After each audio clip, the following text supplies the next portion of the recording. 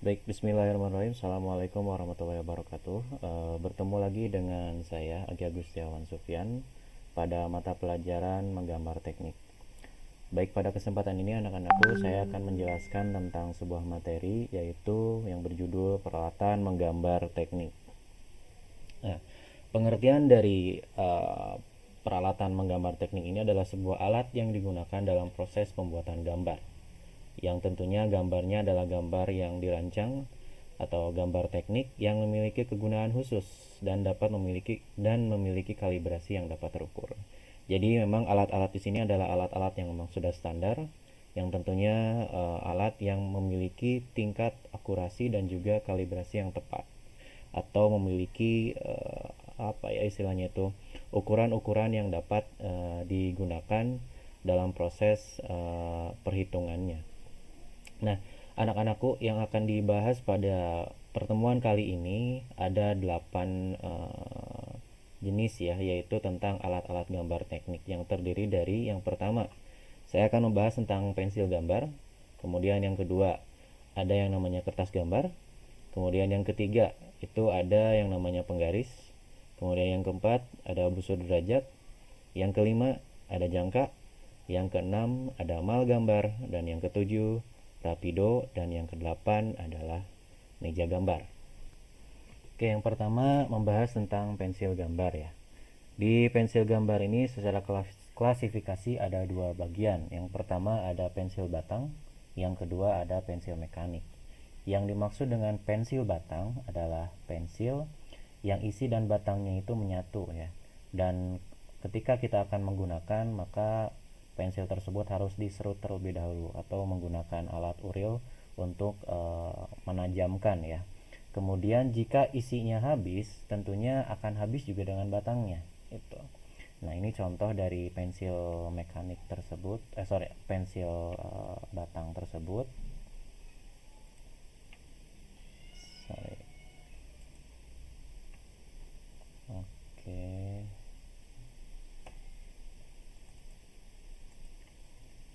Bentar ya. Ini harus seperti ini terlebih dahulu. Display setting. Oke. Oke. Kita next dulu. Nah, ya, ini ya yang dimaksud dengan pensil batang. Nah, kemudian di sini saya akan jelaskan sedikit tentang klasifikasinya. Klasifikasi dari pensil batang ini, yang pertama ada keras, ada sedang, ada lunak ya. Untuk yang keras itu diawali dengan kode H ya.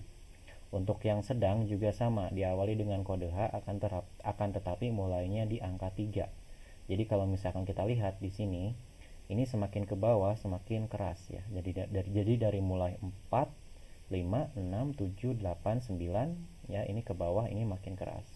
Jadi kalau misalkan Anda menemui sebuah kode pensil yang diawali dengan huruf diakhiri dengan huruf H, maka pensil tersebut tergolong ke dalam pensil yang keras. Kemudian jika kita melihat di sini atau misalkan Anda menemui kode 3H, 2H atau 1H ya, atau F atau HB, itu termasuk atau tergolong pensil yang sedang ya. Jadi tidak terlalu keras juga tidak terlalu lunak gitu. Nah, jika diawali dengan 1B itu masih termasuk tergolong dari pensil yang sedang. Akan tetapi jika kita sudah masuk ke 2B, maka itu pensilnya termasuk pensil yang lunak.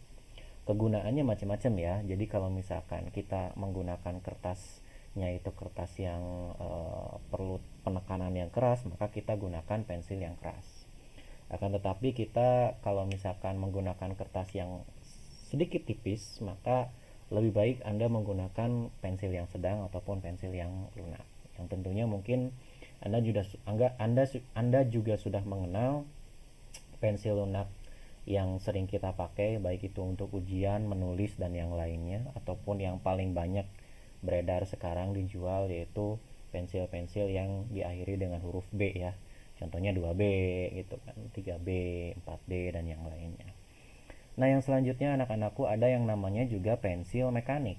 Untuk pensil mekanik ini adalah pensil antara batang dan isi pensil tersebut terpisah. Jadi jika kita beli pensil tersebut, maka kita tidak perlu membeli batangnya lagi, cukup kita membeli isinya saja.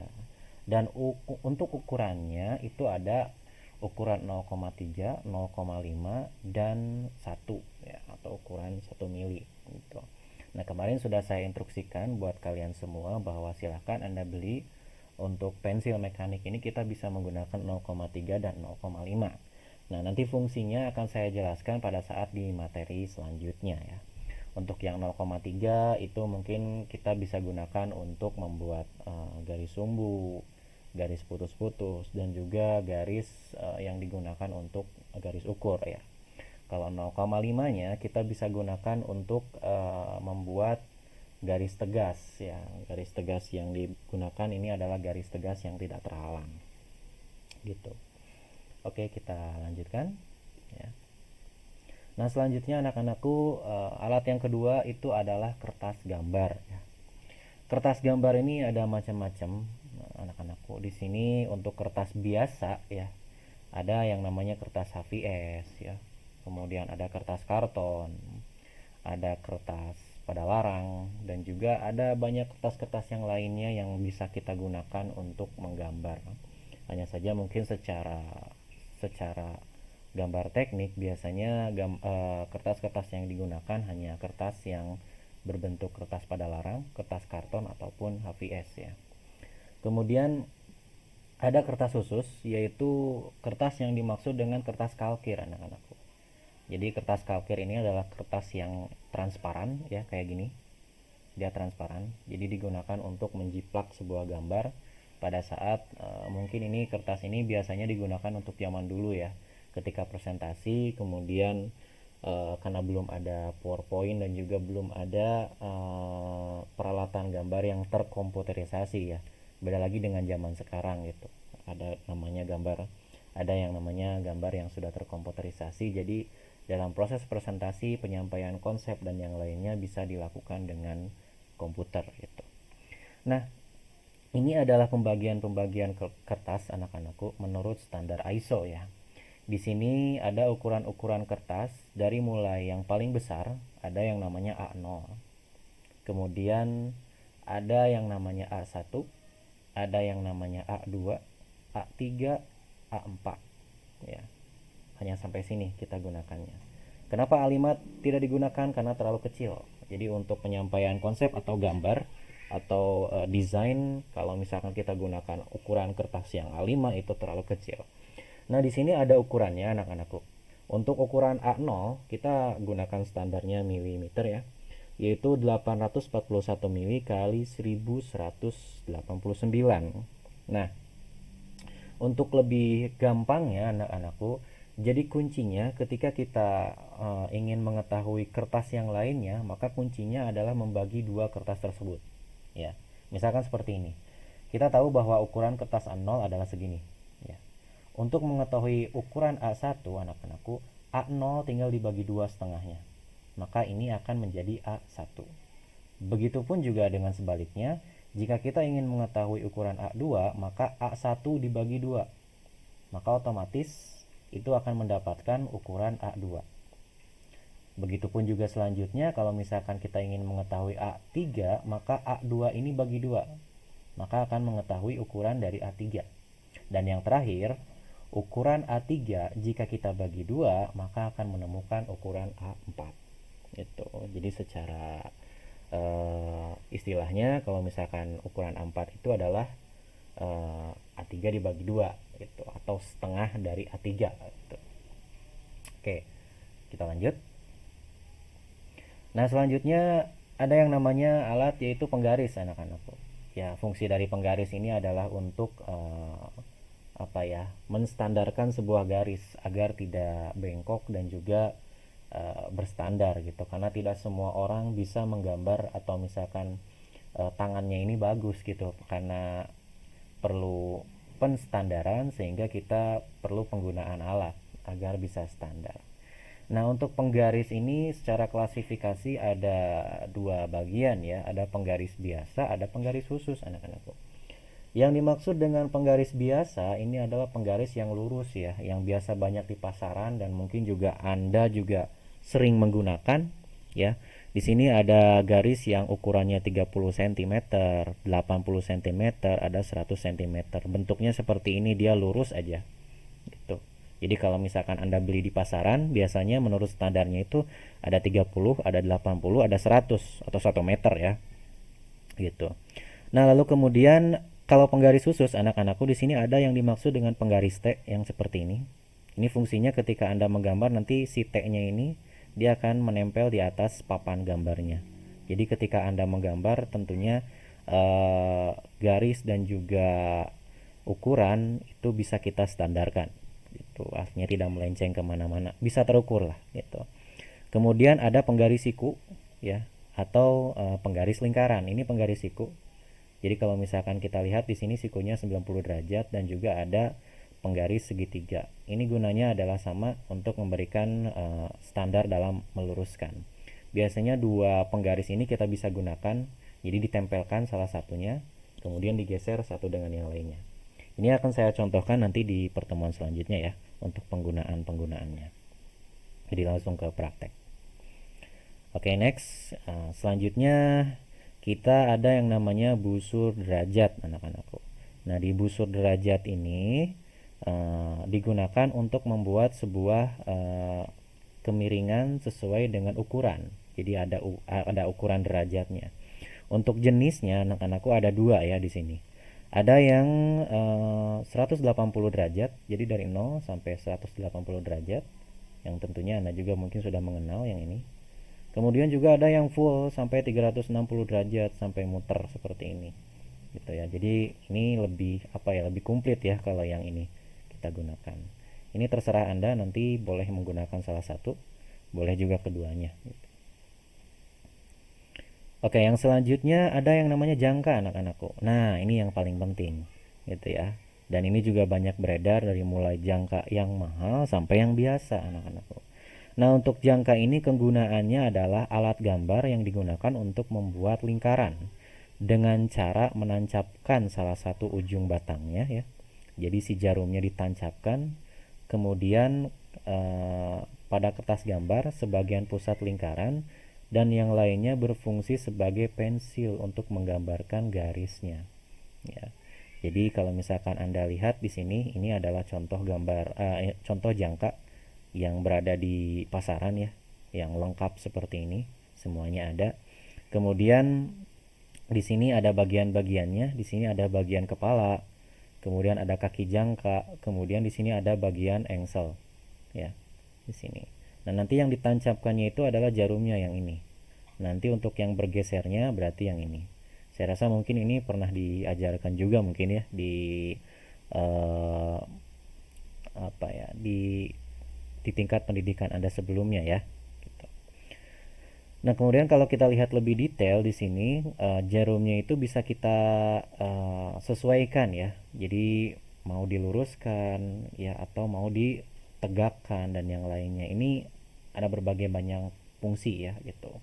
Kalau misalkan kita tegakkan itu ketika kita membuat sebuah lingkaran yang lebih pendek gitu. Akan tetapi kalau misalkan kita ingin lebih lebih luas gitu ya, tentunya kita juga harus mengatur derajat dari kaki-kaki jangkanya ini gitu. Dan juga untuk pensilnya ini juga macam-macam. Ada yang memang pensilnya itu di input ya, satu. Ada juga yang memang diisi satu persatu, tergantung kualitas jangkanya gitu. Nah, untuk jangka ini saya sarankan Anda memilih jangka yang menengah. Jadi jangan terlalu jangka yang biasa gitu. Karena kalau misalkan Anda beli jangka yang biasa, takutnya kalibrasinya dan juga ukuran dari jangkanya tersebut tidak sesuai dengan standar sehingga pada saat Anda menggambar Anda kesulitan gitu. Jadi Anda usahakan beli yang agak pertengahan, gak terlalu mahal gitu. Syukur-syukur kalau misalkan Anda punya rezeki boleh beli yang mahal gitu. Tapi saya sarankan yang sederhana aja, yang sedang aja ya gitu, karena kita tidak terlalu banyak menggunakan peralatan gambar ini, karena kedepannya mungkin Anda hanya akan menggunakan komputer ya dalam membuat gambar teknik di era sekarang ini. Oke, kita lanjutkan. Selanjutnya ada yang dimaksud dengan mal gambar, anak-anakku. Mal gambar ini digunakan untuk memudahkan dan mengefisiensikan waktu dalam pengerjaan gambar. Nah, ini bentuknya macam-macam ya anak-anakku. Ada yang bentuknya itu elips, ada segitiga, ya, dan yang lainnya ya. Di sini kita bisa lihat gambar-gambarnya anak-anakku. Yang ini yang dimaksud dengan mal huruf dan mal angka. Jadi ketika Anda ingin memberikan sebuah keterangan huruf, kemudian juga angka dan ukuran, maka Anda gunakan mal huruf. Kenapa? Agar huruf dan juga angkanya itu seragam atau standar gitu. Pertanyaannya, Pak, boleh nggak kalau misalkan saya gunakan manual gitu? Boleh-boleh saja, hanya saja setiap orang mungkin tulisannya beda-beda. Ada yang memang seperti ini, misalkan ada orang yang bikin angka 6 yang bentuknya misalkan karena terlalu kecil jadi berbentuk 0 atau jadi berbentuk 8, atau juga mungkin kadang-kadang kita nggak bisa ngebedain mana 6 mana 9 gitu. Nah itulah. Karena takut seperti itu, maka kita gunakan mal huruf dan mal lingkaran. Yang ini ya. Kemudian ini juga untuk memudahkan dalam pembuatan elips ya. Yang tentunya sebenarnya membuat elips, membuat lingkaran dan juga membuat yang lainnya itu bisa kita gunakan dengan jangka. Ada teknik-teknik khusus yang tentunya nanti akan saya jelaskan di konstruksi geometri ya dalam pembuatan gambar teknik gitu ya.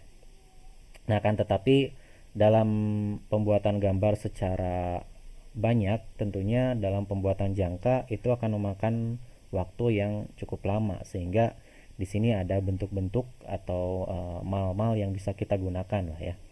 Ini ada namanya mal elips. Di sini sudah ada ukuran-ukurannya sesuai dengan kebutuhan kita, tinggal kita pergunakan salah satu ya.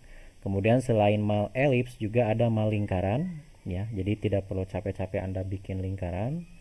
Tentunya di sini ada lingkaran yang memang sudah standar. Karena gini, jika kita gunakan jangka, misalnya kita ingin membuat sebuah lingkaran, jika lingkarannya itu terlalu besar, maka jangka pun juga harus diberikan alat bantu. Jika memang lingkarannya itu terlalu kecil, maka ini juga akan sedikit kesulitan dalam menggunakan jangka gitu. Makanya Anda bisa gunakan di sini ada yang namanya mal lingkaran. Nah, lalu selanjutnya anak-anakku di sini ada mal bentuk atau ada bentuk-bentuk sederhana ya. Di sini ada segitiga, ada persegi, kemudian juga ada lingkarannya juga dan yang lainnya. Ini bisa kita gunakan ya untuk momen-momen tertentu. Dan yang terakhir di sini ada mal lengkung untuk membuat sebuah lengkungan-lengkungan atau istilah dalam bahasa Inggrisnya itu arch gitu ya. Nah, ini kita bisa gunakan mal lengkung seperti ini gitu. Walaupun memang dalam membuat lengkungan, lingkaran dan elips sebenarnya bisa menggunakan jangka. Hanya saja alat ini digunakan untuk lebih mengefisiensikan agar tidak terlalu memakan waktu yang terlalu lama. Balik lagi ke fungsi ya anak-anakku. Oke, itu sedikit penjelasan tentang mal dalam gambar teknik ya. Selanjutnya di sini ada alat yang selanjutnya yang terlalu mahal kalau menurut saya. Ini alat ini memang sangat eksklusif sekali dan biasanya mungkin ini hanya digunakan oleh insinyur-insinyur zaman dulu gitu ya. Nama alat ini adalah rapido anak-anakku. Jadi rapido ini adalah alat gambar dengan tinta untuk menggambar pada kertas kalkir. Jadi ada tintanya yang harus diisi ya. Dan tentunya juga kertasnya itu bukan kertas biasa ya seperti HPS dan yang lainnya, sayang juga gitu. Kertas yang digunakan adalah kertas kalkir. Jadi memang kertas kalkir ini digunakan untuk menduplikat gambar yang sudah kita buat dalam bentuk pensil ya. Agar lebih jelas maka digambar ulang dengan menggunakan rapido ya, dan juga kertasnya adalah kertas kalkir gitu. Untuk ukurannya macam-macam anak-anakku, bisa dilihat di sini dari mulai 0,1 sampai ukuran 2 ya. Di sini ada semuanya ya gitu. Nanti kita tinggal atur aja tintanya dan juga feel-feel yang lainnya. Nah, ini adalah keterangan dari alatnya tersebut ya. Di sini kita lihat bagian satu yang ini itu adalah rapidonya ya. Jadi secara keseluruhannya. Kemudian bagian dua di sini ada kepalanya, kepala luar.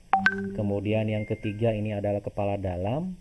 Yang keempat ini adalah tutupnya. Yang kelima ini adalah kunci pembuat tinta. Yang keenam itu tabung tinta. Yang ketujuh adalah rumahnya ya. Nah, kalau misalkan kalian nanti beli, misalkan gitu ya, beli Rapido, biasanya Anda mendapatkan dalam bentuk satu paket seperti ini. Biasanya sudah ada penggarisnya juga. Dan ini juga dalam penggunaannya perlu teknik khusus gitu, tidak sembarangan. Nah, ini harganya sangat mahal anak-anakku. Dulu waktu saya masih kuliah, ini harganya sekitar 500.000 gitu. Mungkin sekarang sudah lebih gitu, sehingga kita tidak mungkin menggunakan alat ini.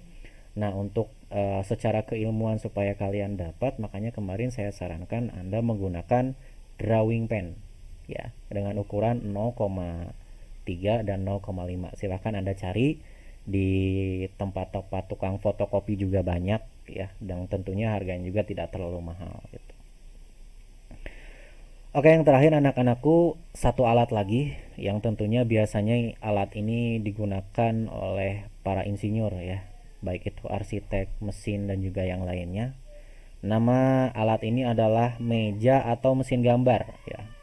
Ya, di sini ada papan dan meja gambar yang harus mempunyai permukaan yang rata ya.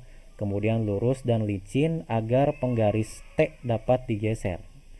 Ukuran papan gambar yang memadai gambar teknik adalah panjang 1265 mm, lebar 915 mm, dan tebal 30 mm ya. Nah, bentuknya seperti ini anak-anakku ya. Ukurannya seperti ini. Kemudian juga di sini di atasnya ada tiang horizontal yang ini yang bisa digeser-geser ya. Kemudian yang ini juga ada tiang vertikal juga sama. Ini bisa digeser-geser juga karena nanti mesinnya itu ada di sini nih.